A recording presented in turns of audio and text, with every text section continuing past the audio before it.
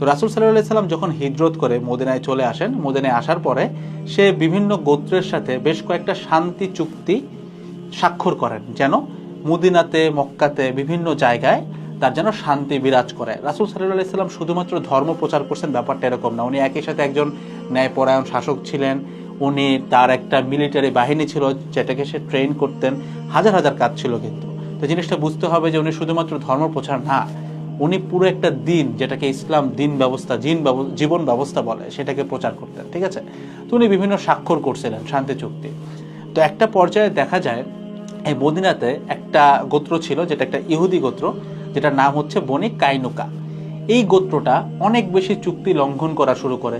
তারা এক্স্যাক্টলি চুক্তির যেসব মেজর পার্ট ছিল, চুক্তিটা আমি এখানে আর বলতেছি না, এটা একদম খুবই অ্যাভেলেবেল, যে কোনো জায়গায় সার্চ করলেই চুক্তিগুলো একদম লিখে দেখা যাবে যে কোন কোন চুক্তি তারা ব্রেক করতেছিল। তো তারা অজস্র চুক্তি ব্রেক করা শুরু করে। তো এমন একটা পর্যায়ে তারা জিনিসটাকে নিয়ে যায় যেটা কাইন্ড অফ একটা নৈরাজ্যতার সৃষ্টি করা শুরু করে। তখন রাসূল সাল্লাল্লাহু আলাইহি সাল্লাম মদিনায় অবস্থিত মুসলমানদের সহায়তা নিয়ে এই যে গোত্রটা বনি কাইনুকা, এদেরকে মদিনা থেকে উৎখাত করে অথবা তাদেরকে বিতাড়িত করে দিতে হয়। এটা করতে উনি বাধ্য হন, আদারওয়াইজ তারা যথেষ্ট বিশৃঙ্খলা তৈরি করতেছিল। ঠিক আছে, তো এই অবস্থাতে তারা যে বিতাড়িত হয়ে গেল, এই সংবাদটা এই মদিনায় আরো তো বিভিন্ন ইহুদি গোত্র আছে এবং যারা চলে গেল তারা সবাই মিলে মক্কায় অবস্থিত যেসব মুশরিক এবং কাফির আছে তাদেরকে সংবাদটা দিয়ে আসে যে এরকম একটা ঘটনা কিন্তু হযরত মুহাম্মদ সাল্লাল্লাহু আলাইহি সাল্লাম করে ফেলছে। তো অলরেডি এই দিকের কনটেক্সট হচ্ছে মক্কার এই মুশরিক কাফিররা অলরেডি রিসেন্টলি বদর যুদ্ধে খুব বাজেভাবে মুসলমানদের কাছে হারছে। বদর যুদ্ধ নিয়ে একদম ডিটেলসে একদিন কথাবার্তা বলবো, এটা সূরার ভিতরেই চলে আসবে, সূরা অনুযায়ী আমরা আগাবো। ঠিক আছে, তো এই বদর যুদ্ধে ওরা এত বাজেভাবে হারছে, আই গেস তোমরা অনেকেই জানো যে বদর যুদ্ধে মুসলমানদের পোর্শনটা অনেক কম ছিল, কাফেররা অনেক বেশি ছিল, বাট দেন এগেইন মুসলমানরা জিতে ওটাতে। তো এইটা হারার কারণে এমনিতেই কিন্তু তারা একটু ইগোতে হার্ট হয়ে আছে। তার উপরে আবার যখন শুনতেছে যে নৈরাজ্য সৃষ্টি করার কারণে ইহুদিদের একটা গোত্রকে রাসূল সাল্লাল্লাহু আলাইহি সাল্লাম বিতাড়িত করছেন, তারা কিন্তু একদম মানে তেলে বেগুনে জ্বলে ওঠে যেটাকে বলে। তো খুব তাড়াতাড়ি তারা যেটা করে, তারা 3000 সৈন্য নিয়ে, অর্থাৎ মক্কার মুশরিক কাফেররা 3000 সৈন্য নিয়ে একটা পাহাড়, যেটার পাহাড়টার নাম হচ্ছে উহুদ, এই উহুদ পাহাড়ের গোড়ায় অবস্থান করা শুরু করে এবং তারা একটা যুদ্ধ ঘোষণা করে। এদিক দিয়ে রাসূল সাল্লাল্লাহু আলাইহি সাল্লাম তার বিভিন্ন সাহাবী এবং তার যেসব সামরিক বাহিনী আছে তাদেরকে নিয়ে প্রায় 1000 সৈন্য গ্যাদার করেন এবং এই 1000 সৈন্য নিয়ে ওনারাও, মানে রাসূল সাল্লাল্লাহু আলাইহি সাল্লামও তার দলবল নিয়ে 1000 জন মাত্র, তারা উহুদ পাহাড়ের গোড়ার দিকে রওনা দেয়। ঠিক আছে, এই একদম খুব সিম্পল ব্যাপার। এখন এখানে একটা ছোট্ট তথ্য আমাদেরকে অ্যাড করতে হবে, সেটা হচ্ছে রাসূল সাল্লাল্লাহু আলাইহি সাল্লাম যে মদিনায় আসছেন খুব বেশি সময় কিন্তু এই উহুদের পাহাড়ে যাওয়ার আগে ঘটে নাই। তো যেসব সৈন্য ছিল কিংবা সামরিক বাহিনী ছিল, তারা খুব একটা বেশি সামরিকভাবে ট্রেন্ড ব্যাপারটা বলা যাবে না, তাদের থেকে মক্কার কাফেররা অনেক বেশি ট্রেন্ড মানে যুদ্ধে। আবার অ্যাট দ্য সেম টাইম এই মদিনায় যে সমস্যাটা দেখা যায় সেটা হচ্ছে অনেক বেশি মুনাফিক ছিল। মুনাফিকের বাংলা অর্থ যারা হচ্ছে গিয়ে প্রতারণা করে, অর্থাৎ মুনাফিক বলতে রাসূল সাল্লাল্লাহু আলাইহি সাল্লামকে বলতেছে যে আমি মুসলিম, আমি তো আপনাদের পক্ষেই আছি, বাট ইভেনচুয়ালি তারা আসলে মুসলিম না, তারা আসলে কাফিরদের পক্ষে। এটাকে মুনাফিক বলে, একদম সহজ ব্যাপার। ঠিক আছে, তো এই যে 1000 সৈন্য নিয়ে রাসূল সাল্লাল্লাহু আলাইহি সাল্লাম উহুদের দিকে রওনা দিলেন, এর মধ্যে কিন্তু মুনাফিক ছিল এবং এই যাওয়ার রাস্তাতেই রাসূল সাল্লাল্লাহু আলাইহি সাল্লামকে একদম বিচলিত করে ফেলার জন্য তারা প্রায় 300 জন সৈন্য এখান থেকে বাইর হয়ে যায়। তাহলে রাসূল সাল্লাল্লাহু আলাইহি সাল্লামের কাছে এখন কয়জন থাকলো? মাত্র 700 জন। ওই পাশে কাফেররা কত? 3000 জন।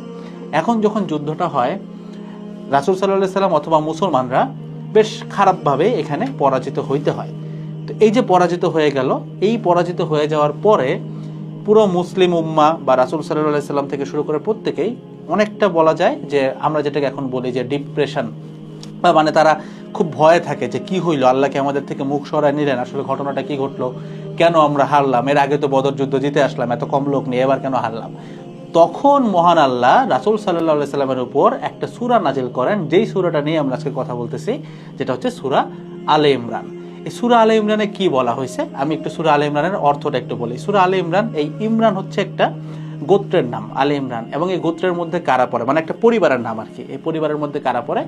আমাদের ঈসা আলাইহিস সালাম, ইয়াহিয়া আলাইহিস সালাম এবং ঈসা আলাইহিস সালামের মাতা যিনি হচ্ছে মারিয়াম আলাইহিস সালাম। এই তিনজনের গোত্রটাই বা পরিবারটাই হচ্ছে আমাদের ইমরান পরিবার, ঠিক আছে। তো উনি মানে মহান আল্লাহ এই সূরাটার মধ্যে এক্সপ্লেইন করেন যে ঈসা আলাইহিস সালামের সময়ে মুসলমানদের মধ্যে এক প্রকারের ঐক্য ছিল, তাদের ঈমান কতটা বিশুদ্ধ ছিল, এই কারণে তারা অনেক ক্রিটিক্যাল সিচুয়েশন কিন্তু পারে দিতে পারছিলেন। এবং আলী ইমরান সূরার উপরের দিকে বেশ বড় একটা পোর্শন ধরে কিন্তু মারিয়াম আলাইহিস সালামের জীবনীটা শর্ট করে দেওয়া আছে, যে মারিয়াম আলাইহিস সালাম কিভাবে, মানে ঈসা আলাইহিস সালামের কিন্তু কোনো পিতা ছিল না, তো ঈসা আলাইহিস সালাম কিন্তু ডিরেক্টলি মারিয়াম আলাইহিস সালামের কাছে জন্ম নেন, ঠিক আছে। তো এই স্টোরিটা কিভাবে হয়েছিল, মারিয়াম আলাইহিস সালামের তাকওয়া, এই জিনিসগুলো কতটা বেশি প্রকট ছিল সেটা আল্লাহ ব্যাখ্যা করছেন, ঈমানটা কতটা বিশুদ্ধ ছিল সেটা ব্যাখ্যা করছেন। এবং ঈসা আলাইহিস সালাম যখন পিতাবিহীন জন্ম নেন বা পৃথিবীতে আসেন, তখন অনেক মানুষ এই জিনিসটা বিশ্বাস করে নাই। তারা মানে এটাকে নিয়ে অনেক মজা ঠাট্টা বিদ্রুপ করছে, অনেক ধরনের ন্যারেটিভ প্রচার করছে, অনেকে আক্রমণ করছে বিভিন্ন। তখন মহান আল্লাহ ঈসা আলাইহিস সালামকে বিভিন্ন প্রকারের মুজিজা দেন, এবং এই মুজিজা দেওয়া ছাড়াও অনেক মানুষ ঈসা আলাইহিস সালামের দলে চলে আসে, যারা প্রকৃত অর্থে মুসলিম ছিল, যারা প্রকৃত অর্থে মুমিন ছিল, যারা আল্লাহ যেটা বলছে সেটাই করছে। এই দলটাকে বলা হয় হাওয়ারি। এই হাওয়ারি দলের দিকেই আল্লাহ বারবার নিদর্শন দেখাইছেন যে দেখো ওই হাওয়ারি দলটা এতটা বেশি ঐক্যবদ্ধ ছিল, তারা অনেক বড় বড় কনসেপ্টকে নাকচ করে ফেলতেছিল, যেমন সুদ থেকে শুরু করে অনেক কিছু। তারা মানে দেখা গেছে যে তারা না খেয়ে থাকবে, বাট স্টিল তারা সুদ ঘুষ খায় নাই, এবং ঈমান তাদের প্রচণ্ড প্রকট ছিল। তো এই ঘটনাটা মানে হাওয়ারি, যে যাদেরকে হাওয়ারি কোরআন শরীফ বলতেছে আর কি, তাদের মধ্যে আরও একটা অভ্যাস ছিল যেটাকে বলা হয় হিবা। হিবা অর্থ কি? হিবা অর্থ হচ্ছে উপহার দেওয়া, বাট ছোট্ট একটা লাইক কন্ডিশন আছে, উপহার শুধু দিলে হবে না, বিনিময়ে ছাড়া উপহার দেওয়া। অর্থাৎ ইসলামের পথে এমনভাবে দান করা, ইসলামের পথে এমনভাবে দিন প্রচার করা যেটার বিনিময়ে তুমি কোনো প্রকারের স্বার্থ চাইতে পারবা না, আল্লাহর হেদায়েত ছাড়া আর কিছু তুমি চাইতে পারবা না, ঠিক আছে। যেমন আমি ভিডিওটা বানানোর উদ্দেশ্য একটাই, যে আল্লাহ যেন আমার জ্ঞানটাকে পরিপূর্ণ করেন, এছাড়া উদ্দেশ্য আমার কিন্তু চাওয়ার এখানে সুযোগই নাই, বুঝাইতে পারছি? তো এই হিবা এটা ছিল হচ্ছে ওই হাওয়ারি যাদেরকে বলা হয় তাদের খুব মানে একটা পরিচিত বা প্রচলিত প্র্যাকটিস। তো মহান আল্লাহ তাদের দিকেই বারবার নিদর্শন দিয়ে দেখাইছেন যে তারা কিন্তু হাজারটা সমস্যা সত্ত্বেও, যেমন ঈসা আলাইহিস সালামের পিতা ছাড়া জন্ম নেওয়া থেকে শুরু করে তার অজস্র মুজিজা, এবং সেটা নিয়ে বিভিন্ন প্রকারের কটাক্ষ করতেছে মানুষ, সেইগুলোর মধ্যেও তারা ঐক্যবদ্ধভাবে থাকছে। ওয়ারাস মদিনার মুনাফিকরা সর্বশ্রেষ্ঠ এবং সর্বশেষ রাসূল সাল্লাল্লাহু আলাইহি সাল্লামকে পাওয়ার পরেও তারা প্রতারণা করছে, তারা বিট্রে করছে, এবং যারা মুমিন তাদের মধ্যেও নিয়ত এবং ঈমানের অনেক দুর্বলতা আছে।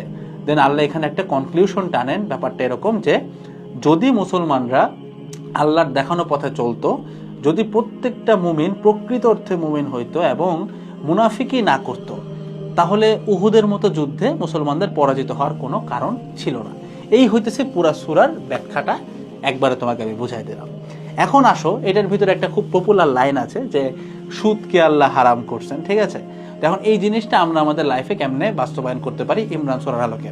তো একটা জিনিস তুমি বুঝতে পারতেছো যে আলী ইমরানে খুব ক্লিয়ারলি বলে দিছে যে তুমি কিন্তু স্বার্থবিহীনভাবে আল্লাহর এই জীবন ব্যবস্থাটাকে তোমাকে মানতে হবে। অর্থাৎ তুমি জানো যে তোমার স্বার্থ হয়তো তুমি ঠিকঠাক মতো পাবা না, তুমি হয়তো সুদ নিলে কিংবা ব্যাংকে রাখলে হয়তো 2টা টাকা বেড়ে যাচ্ছে, এরকম তোমার মনে হইতেই পারে, বাট কথা কিন্তু সেটা না। তুমি যদি ইনফ্লেশন রেট চিন্তা করো, তোমার টাকা কিন্তু আসলে বাড়ে না, ঠিক আছে। এবং এই সুদ নিয়ে আমি খুব বিস্তারিত কথাবার্তা বলতেছি, কেন টাকায় সুদ। এবং আমি একজন ভাইয়াকে রিকমেন্ড করতে পারি, আমার বেশ পছন্দের ব্যক্তিত্ব মুহাইমিন পাটোয়ারি ভাই, উনি কিন্তু টাকা যে একটা সুদের মেশিন এটা খুব ডিটেইল ব্যাখ্যা করছেন, ওইটাও তোমরা দেখে আসতে পারো। ওইটা দেখে আসার পরে তোমার একটা প্রশ্ন আসবে যে ভাই আমি কেমনে হালালভাবে চলতে পারি, কি করা যায়। আমি তো চাইলেও দেখা গেছে আমার স্কুলের বেতনটা বা আমার কলেজের বেতনটা ব্যাংক দিয়ে দেওয়া লাগতেছে, আমার বাবার বেতনও হয়তো ব্যাংকেই আসতেছে, কিছু করার নাই, সরাসরি ব্যাংকেই যাচ্ছে। তো এই ক্ষেত্রে করণীয়টা কি? এক্ষেত্রে করণীয়টা হচ্ছে এইটা ভাই, তোমার হাতে যতটুকু অপশন আছে সেইটাকে 100% ইউজ করা।